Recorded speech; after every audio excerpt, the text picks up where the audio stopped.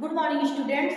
देखिए मैं आज बीएससी जो फर्स्ट सेमेस्टर वाले स्टूडेंट है उसके लिए आज मैं आपको क्या बता रही हूँ, फेसियोला हिपैटिक या लीवर फ्लूक के बारे में बता रही हूँ। ठीक है, फेसियोला हिपैटिक या लीवर फ्लूक जो होता है इसको समान भाषा में भेड़ का जो यकृत क्रमिक बी या भेड़ यकृत फ्लूक के नाम से भी जाना जाता है इसको। ठीक है, इसका देखिए मैंने डायग्राम बना के रखा हुआ है। सबसे पहले मैं क्लासिफिकेशन और वर्गीकरण बता रही हूँ। तो phylum Platyhelminthes, class Trematoda, order Digenea, genus Fasciola और स्पीशीज क्या होती है, हिपैटिका होती है। इतना क्लियर हुआ।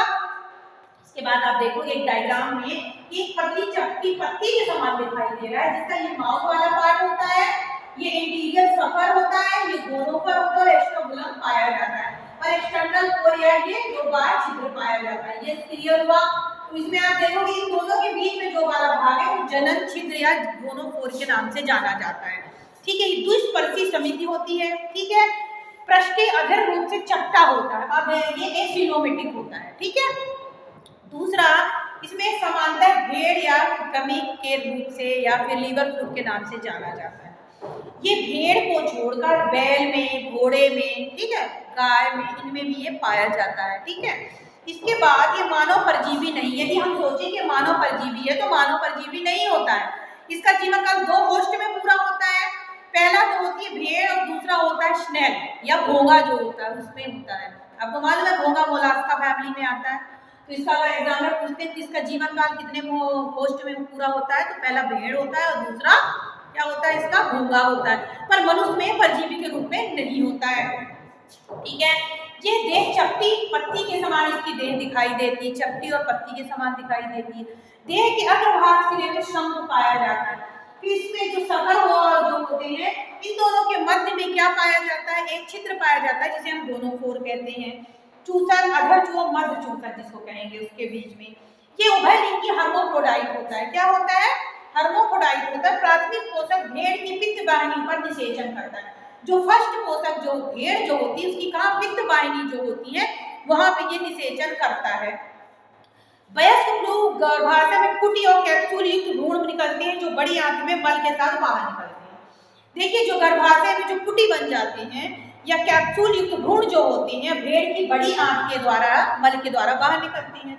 भ्रूण का विकास जल और दलदल में होता है।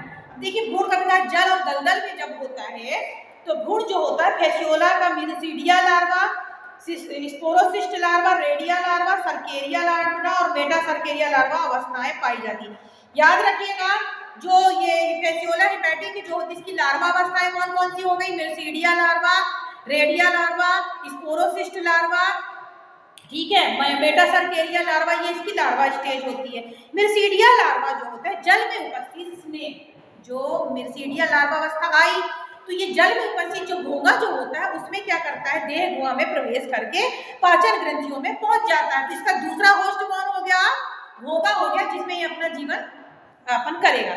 इसके बाद स्पोरोसिस्ट, रेडियो तथा सर्केरिया लार्वा अवस्थाएं किसमें संपन्न होती है, घोंगे में या स्नेल में देह गुहा में उत्पन्न होती है और संपन्न होती है। तो इसमें 5 लार्वा अवस्थाएं जो होती है, तो जैसे मिरसीडिया लार्वा अवस्था स्नेल में प्रवेश करती है उसके बाद की जो अवस्थाएं हैं वो घोंगे में पूरी होती हैं।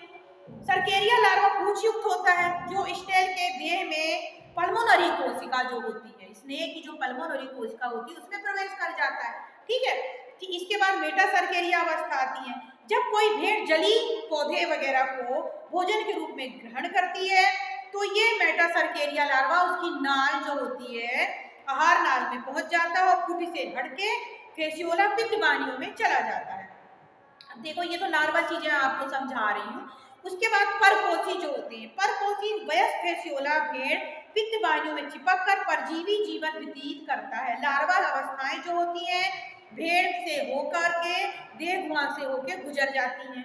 इसका वितरण विश्वव्यापी होता है। रोग के लक्षण क्या होते हैं, रोग ग्रसित भेड़ जो होती है इसको दस्त, अल्सर, ठीक है, दर्द महसूस होता है, रक्त की कमी हो जाती है।